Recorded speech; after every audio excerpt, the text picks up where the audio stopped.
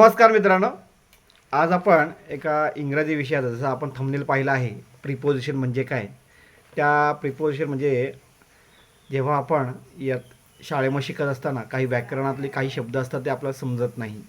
त्या व्याकरण इंग्रजीतलं व्याकरण व्यवस्थित समजावं म्हणून आपण हा व्हिडिओ तयार केला. असले बरेच व्हिडिओ आपण बनवत आहोत. त्यातली पुढची सिरीज आहे की ती आहे म्हणजे प्रिपोजिशन म्हणजे काय. आपण प्रिपोजिशन याचा मराठीमध्ये साधा सरळ अर्थ आहे पूर्वसर्ग. आता हे पूर्वसर्ग म्हणजे काय, प्रिपोजिशनची पहिली व्याख्या लिहून घ्या.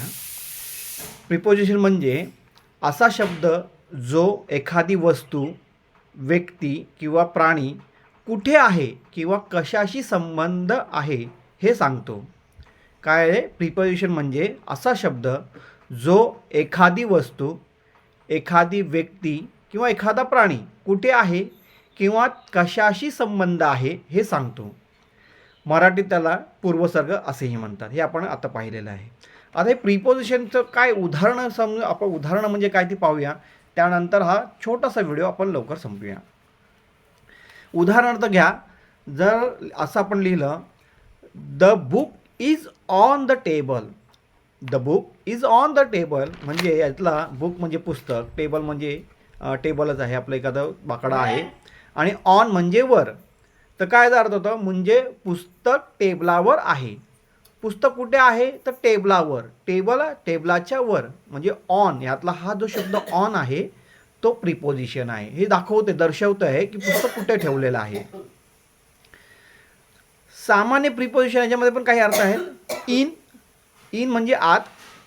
एक्झाम्पल जर आपण बघितलं, the ball is in the box. चेंडू बॉक्समध्ये आहे. ह्यातलं प्रिपोजिशन इन आहे. इन म्हणजे दाखवते की चेंडू कुठे ठेवले आहे तर चेंडू बॉक्समध्ये ठेवला आहे. The fish in the water. The fish is in the water म्हणजे मासा पाण्यामध्ये आहे. जसं पाहिलं आपण की पाहिलं की ऑन होतं, नंतर दुसरं इन पाहिलं. तिसरं प्रिपोजिशन आहे अंडर. अंडर म्हणजे खाली. The dog is under the table. कुत्रा टेबलाखाली आहे. कुत्रा कुठे आहे तर टेबलाच्या खाली. The bag is under the chair. The bag is under the chair. पिशवी खुर्ची खाली आहे. म्हणजे हे दाखवते की डॉग कुठे आहे तर डॉग टेबलाखाली बसला आहे. अंडर. बॅग कुठे आहे तर चेअर खाली आहे. अंडर. इथं अंडर हा शब्द आहे तो दाखवते वस्तू कुठे ठेवलेली आहे. नियर तिसरं आहे. नियर म्हणजे जवळ. The school is near my house. The school is near my house म्हणजे शाळा माझ्या घराजवळ आहे. इथे नियर हा दाखवते की वस्तू कुठे आहे किंवा कुठल्या ठिकाणी ठेवलेले आहे, कुठे आहे हे दाखवत आहे. म्हणजे इथे नियर हा शब्द प्रिपोजिशनचा आहे. बिहाइंड म्हणजे मागे. The boy is behind the tree. The boy is behind the tree म्हणजे मुलगा झाडामागे आहे. बिहाइंड मागे. बॉय कुठे आहे तर झाडामागे आहे. इन फ्रंट ऑफ म्हणजे समोर. इन फ्रंट ऑफ म्हणजे the car is in front of the house. The car is in front of house. In front of म्हणजे समोर.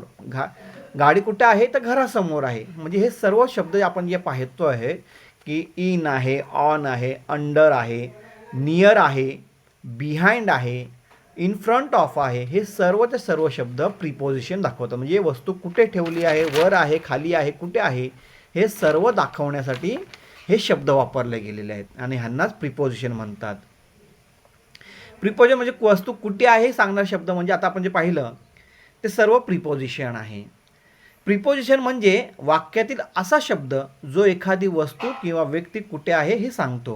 म्हणजे इन, ऑन, अंडर, नियर अशा प्रकारचे शब्द म्हणजे प्रिपोजिशन. साधारण सोपा अर्थ आपण आज पाहिलेला आहे. प्रिपोजिशन म्हणजे व्याकरणातला एक नियम आहे. प्रिपोजिशन आपण त्याला म्हणतो.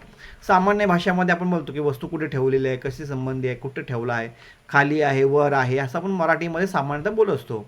त्या शब्दांना इंग्रजीमध्ये प्रिपोजिशन असं म्हणतात. त्या संबंधित संबंधांना प्रिपोजिशन म्हणतात. सो आजचा लेशन आपल्याला कसा वाटला हे नक्की सांगा, कारण आपण हा जास्त मोठा व्हिडिओ बनवणार नाही आहोत. छोटे छोटे व्हिडिओ आपण बनवतो आहे जेणेकरून विद्यार्थ्यांना लगेच समजावे.